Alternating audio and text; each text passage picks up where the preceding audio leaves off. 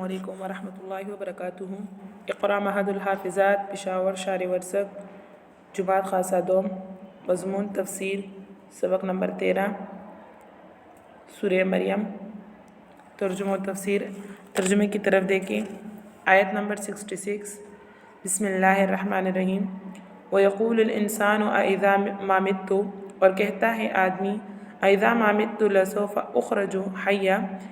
کیا جب میں مر جاؤں تو پھر نکلوں گا زندہ ہو کر۔ اولا یذکر الانسان، کیا یاد نہیں رکھتا آدمی انا خلقناہ من قبل، کہ ہم نے اس کو بنایا اس سے پہلے، ولم یک شیئا، اور وہ کچھ چیز نہیں تھا۔ فوربک، سو قسم ہے تیرے رب کی، لنحشرنہم، کہ ہم جمع کریں گے ان کو، والشیاطین، اور شیطانوں کو، ثم لنحضرنہم، پھر سامنے لائیں گے ان کو، حول جہنم کے گرد، جثین، گھٹنوں کے بل گرے ہوئے، ثم لننزعن من کل شیعۃ، پھر جدا کر لیں گے ہم ان کو ہر ایک فرقے میں سے، ایہم اشد علی الرحمن عتیہ، کہ کون ان میں سے زیادہ سخت رکھتا تھا رحمان سے، عتیاً سرکشی میں یا اکڑ کر، ثم لنحن اعلم، پھر ہم کو خوب معلوم ہے، بالذین، ہم اولا بہ صلیہ، جو بہت قابل ہے اس میں داخل ہونے کے، وَإِن مِّنكُمْ إِلَّا وَارِدُهَا، اور کوئی نہیں ہے تم میں جو نہ پہنچے گا اس پر، كَانَ عَلَىٰ رَبِّكَ حَتْمًا مَقْضِيًّا، سو ہو چکا یہ تیرے رب پر لازم اور مقرر، ثُمَّ نُنَجِّي الَّذِينَ، پھر بچائیں گے ہم ان کو، لِلَّذِينَ اتَّقَوْا، جو ڈرتے رہیں، وَنَذَرُ الظَّالِمِينَ، اور چھوڑ دیں گے گناہگاروں کو، فیہا اس میں، جثیًا، اوندے گرے ہوئے، وَإِذَا تُتْلَىٰ عَلَيْهِمْ آیاتنا، اور جب سنائے ان کو ہماری آیتیں، بینات، کھلی ہوئی، قال الذین کفروا، تو کہتے ہیں جو لوگ منکر ہیں، للذین آمنوا، ایمان والوں کو، ای الفریقین خیر مقاما، کہ دونوں فریقوں میں سے کون بہتر ہے، مقام و احسن ندیہ، بہتر ہے مکان میں، و احسن ندیہ، اور کس کی اچھی لگتی ہے مجلس، وکم اہلکنا قبلہم،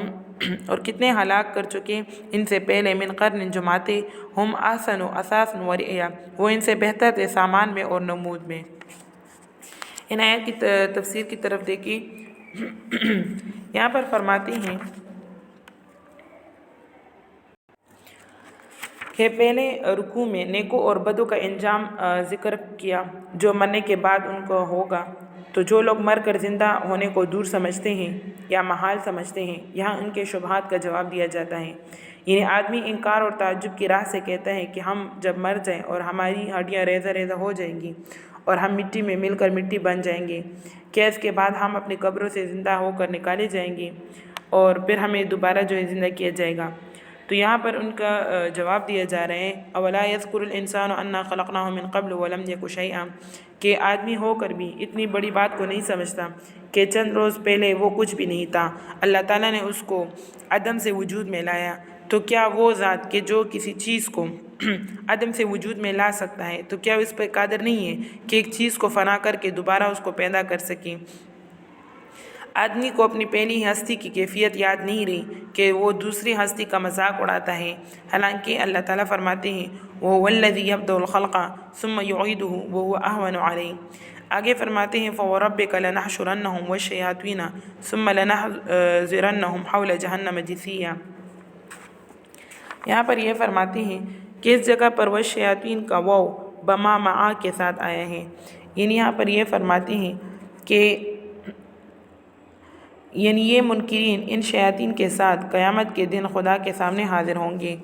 مراد اس کا یہ کہ ہر کافر کو ان کے شیطان کے ساتھ ایک سلسلے میں باندھ کر اٹھایا جائے گا۔ اس صورت میں یہ صرف ان کافروں کے حشر کا بیان ہوگا، اور اگر مراد عام لیا جائے جس میں مومن اور کافر سب داخل ہیں، تو یہ شیاطین کے ساتھ ان سب کے حشر کا مطلب یہ ہوگا کہ ہر کافر تو اپنے شیطان کے ساتھ بندھا ہوا حاضر ہوگا، اور مومنین بھی اس موقف حشر میں الگ نہیں ہوں گے، اس لحاظ سے سب کے ساتھ شیاطین کا اجتماع ہو جائے گا۔ آگے فرماتے ہیں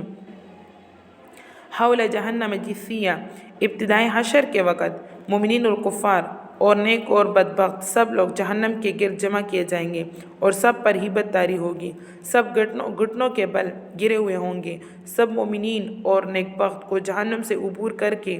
جنت میں داخل کیا جائے گا، تاکہ اس جہنم کے منظر کو دیکھنے کے بعد ان کو مکمل خوشی اور دائمی راحت جو ہے مل جائے،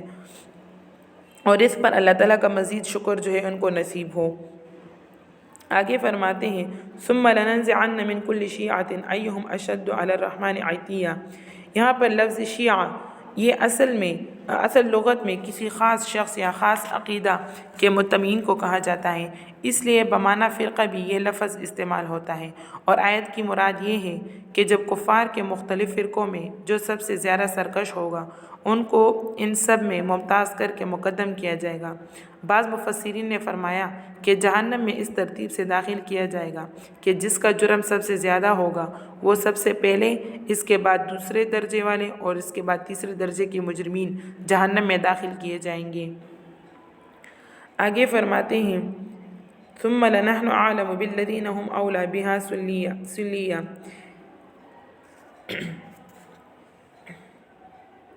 یہاں پر یہ فرماتے ہیں یعنی منکرین کے ہر فرقے میں جو زیادہ بدماش اور سرکش تھے انہیں عام مجرموں سے علیحدہ کر لیا جائے گا، پھر ان میں بھی جو زیادہ سزا کے لائق اور دوزخ کا حقدار ہوگا وہ خدا کے علم میں ہے، اس کو دوسرے مجرموں سے پہلے آگ میں جھونکا دیا جائے گا۔ آگے فرماتے ہیں وَإِن مِّنكُمْ إِلَّا وَارِدُهَا، یعنی ہر نیک اور بد اور مجرم اور بری اور مومن اور کافر کے لیے اللہ تعالیٰ قسم کھا چکا اور فیصلہ کر چکا ہے کہ ضرور بے ضرور دوزخ پر ان کا گزر ہوگا، کیونکہ جنت میں جانے کا راستہ ہی دوزخ پر کر لیا گیا، جسے عام محاورات میں پل صراط کہتے ہیں۔ اس پر لامحالہ یعنی ضرور بے ضرور سب کا گزر ہوگا۔ اللہ تعالیٰ سے ڈرنے والے مومنین اپنے اپنے درجے کے موافق وہاں سے صحیح سلامت گزر جائیں گے، اور گناہگار الجھ کر دوزخ میں گر پڑیں گے، العیاذ باللہ۔ پھر کچھ مدت کے بعد اپنے اپنے عمل کے موافق نیز انبیاء، ملائکہ اور صالحین کی شفاعت سے، اور آخر میں براہ راست ارحم الراحمین کی مہربانی سے وہ سب گناہگار جنہوں نے سچے اعتقاد کے ساتھ کلمہ پڑھا تھا دوزخ سے نکالے جائیں گے، صرف کافر لوگ باقی رہ جائیں گے اور دوزخ کا منہ بند کر دیا جائے گا۔ بعض روایات سے معلوم ہوتا ہے کہ دوزخ کی آگ میں ہر شخص کو داخل کیا جائے گا مگر صالحین پر وہ آگ برد و سلام بن جائے گی اور بغیر کٹ کے اس میں سے گزر جائیں گے، واللہ عالم۔ یا جس طرح کہ یہاں پر جو ہے مومنین اور متقین کے لیے جہنم برد و سلام بن جائے گا، جیسے ابراہیم علیہ السلام کے لیے نار نمرود یعنی نمرود نے جو آگ جلائی تھی وہ ان کے لیے برد و سلام بنا دی گئی تھی۔ اس کے بعد مومنین کو یہاں سے نجات دے کر جنت میں داخل کیا جائے گا۔ یہی معنی آیت کے اگلے جملے کے ہیں ثم ننجی الذین اتقوا، اور یہ مضمون حضرت ابن عباس رضی اللہ تعالیٰ عنہ سے بھی منقول ہے۔ اور قرآن کریم میں جو لفظ ورود کا آیا ہے اگر اس کے معنی دخول کے بھی لیے جائے تو دخول بطور عبور کے مراد ہوگا، اس لیے اس میں کوئی تضاد نہیں۔ آگے فرماتے ہیں وَإِذَا تُتْلَى عَلَيْهِمْ آيَاتُنَا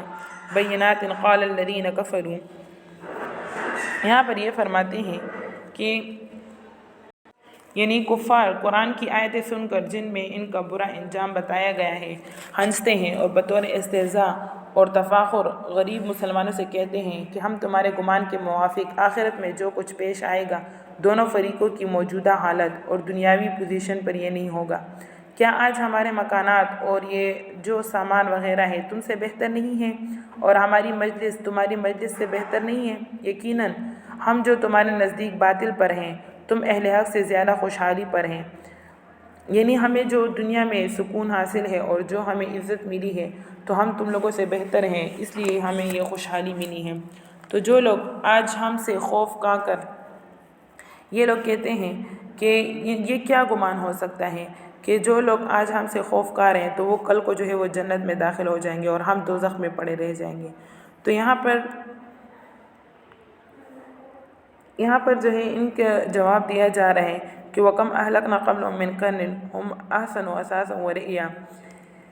یعنی یہ ان کی بات کا جواب دیا ہے کہ پہلے ایسی بہت سی قومیں گزر چکی ہیں جو دنیا کے ساز و سامان اور شان و نمود میں تم سے کہیں بڑھ چڑھ کر تھے، لیکن جب انہوں نے انبیاء کے مقابلے میں سرکشی کی اور تکبر و تفاخر کو اپنا شعار بنا لیا تو اللہ تعالیٰ نے ان کی جڑیں کاٹ دی اور دنیا کے نقشے میں ان کا نام و نشان بھی باقی نہیں رہا۔ بس آدمی کو چاہیے کہ دنیا کی فانی زندگی پر دھوکہ نہ کھائے۔ عموماً متکبر اور دولت مند ہی حق کو ٹکرا کر ہلاکت میں جو ہے وہ گر جاتے ہیں۔ مال، اولاد اور دنیاوی خوشحالی جو ہے وہ ان کی نیک انجام کی دلیل نہیں ہوتی۔ تو یہاں پر یہ فرما رہے ہیں صدق اللہ العظیم۔ وآخر دعوانا ان الحمد للہ رب العالمین۔ السلام علیکم ورحمۃ اللہ وبرکاتہ۔